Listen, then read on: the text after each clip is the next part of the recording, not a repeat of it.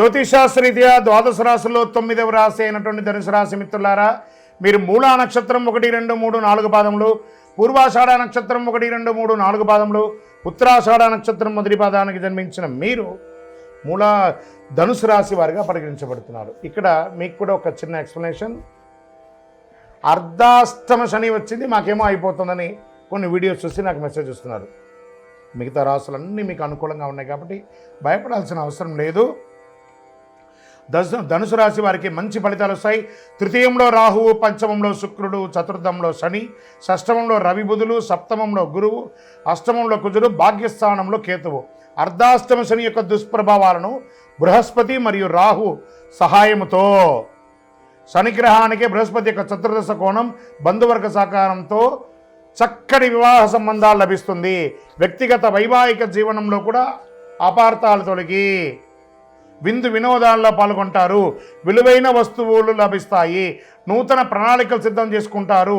ఉద్యోగుల్లో సహోద్యోగులు మరియు ఉన్నతాధికారుల నుండి మెరుగైన మద్దతు, తక్కువ పనిభారము, ఆశించిన ఫలితాలను పొందుతారు. నూతన కాంట్రాక్టులు, విదేశీయ జీవనం కోసం ప్రయత్నం చేసే వాళ్ళకి మంచి అవకాశం ఉంటుందని చెప్పచ్చు. నూతన పరిచయాలు, సమాజంలో గొప్ప వ్యక్తుల పరిచయాలు పెరుగుతాయి. ఆర్థికమైనటువంటి ఇబ్బందులన్నీ కూడా బయటపడతాయి. వ్యాపారాన్ని విస్తరింపజేయడానికి expansion of your business, industrial tour కానీ వ్యాపార టూర్ కానీ చేస్తారు.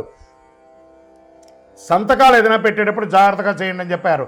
ఆర్థిక లావాదేవీల విషయంలో తొందరపడి పెట్టుబడి పెట్టేటప్పుడు ఒకసారికి 4 సార్లు ఆలోచించి పెట్టుబడి పెట్టండి. స్పెక్యులేషన్ ద్వారా ఇబ్బంది పడే అవకాశాలు ఉన్నాయి. స్థిరాస్తులు కొనుగోలు చేసేందుకు ప్లాన్ చేసుకుంటారు. లోన్ పర్మిషన్స్ అవన్నీ వస్తాయి. ఈ నెలలో ఇల్లు లేదా వాహనం లేదా కొనుగోలు చేసే అవకాశాలు, వివిధ రకాలైనటువంటి ఆస్తిపాస్తులు కొనే అవకాశాలు ఉన్నాయి. ప్రథమార్థంలో వాహనాలు మరమ్మత్తు, ఇంటి మరమ్మతులు, వాస్తుపరంగా చక్కదిద్దుకోవడం ఇవన్నీ జరిగే అవకాశాలు ఉన్నాయి.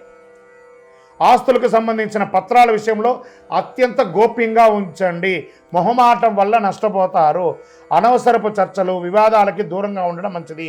ఈ మాసాల్లో ప్రయాణాలు లాస్ట్ వీక్ ఆఫ్ జూన్లో కాస్త జాగ్రత్తగా ఉండండి. రక్తము, ఎముకలకు సంబంధించిన ఆరోగ్య సమస్యలు వచ్చే అవకాశాలు ఉన్నాయి. విద్యార్థులకు విజయవంతమైనటువంటి పరీక్షలు, ప్రతి పనిలోనూ విజయం సాధిస్తారు. ఉపాధ్యాయుల నుండి మంచి లబ్ధి పొందుతారు. మీరు అందించినటువంటి థీసిస్ ద్వారా, మంచి పిహెచ్డి ద్వారా చేసిన వాళ్ళకి మంచిగా ఉంటుంది. వేరే నగరాల్లో, వేరే దేశాల్లో స్థిర నివాసం ఉండే వాళ్ళకి ఇది ఒక మంచి అవకాశం అని కూడా చెప్పచ్చు.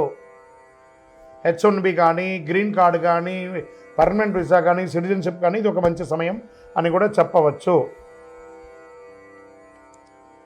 రాజకీయ నాయకులకి ఇది మిశ్రమ కాలంగా చెప్పచ్చు.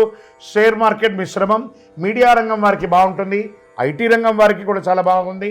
వివాహం కాని వారికి వివాహాలు వచ్చే అవకాశాలు ఉన్నాయి. అదృష్టం రోజులు 5, 7, 10, 13. అదృష్ట సంఖ్యలు 5, 6. చంద్రాష్టమం 27వ తారీఖున 1:40 ఉదయం నుండి 29, 6:30 ఉదయం వరకు చంద్రాష్టమం ఉంటుంది. కాబట్టి చాలా జాగ్రత్తగా ఉండాలి. మీరు చేయవలసినటువంటి పరిహారం, సుదర్శన మహామంత్రాన్ని పారాయణం చేయండి. ఆర్థిక సంబంధ ఉప్పంది పొందడానికి తిరుపతికి వెంకటేశ్వర స్వామి వారికో లేదా మహావిష్ణు క్షేత్రానికో లేదా సత్యనారాయణ చేయండి. లలితా సహస్రనామం, విష్ణు సహస్రనామం పారాయణం చేస్తూ ఉండండి.